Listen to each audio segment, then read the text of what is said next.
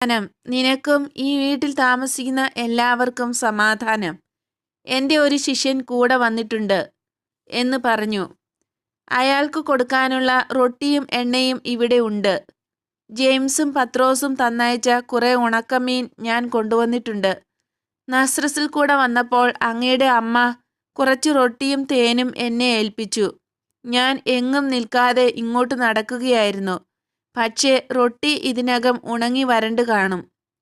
അത് സാരമില്ല, ഏതായാലും അമ്മയുടെ കൈയുടെ സൗരഭ്യം അതിൽ തങ്ങി നിൽപ്പുണ്ടാകും.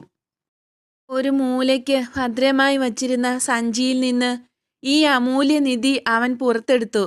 ഉണക്കമീൻ എനിക്ക് അപരിചിതമായ രീതിയിലാണ് അവർ പാകം ചെയ്യുന്നത്. കുറേ നേരം തിളച്ച വെള്ളത്തിൽ മീൻ മുക്കി വയ്ക്കുന്നു. പിന്നീട് അതിൽ കുറെ ഒലിവെണ്ണ പുരട്ടി തീയിൽ ചുട്ടെടുക്കുന്നു. ഈ ആഹാര സാധനങ്ങൾ ആശീർവദിച്ച ശേഷം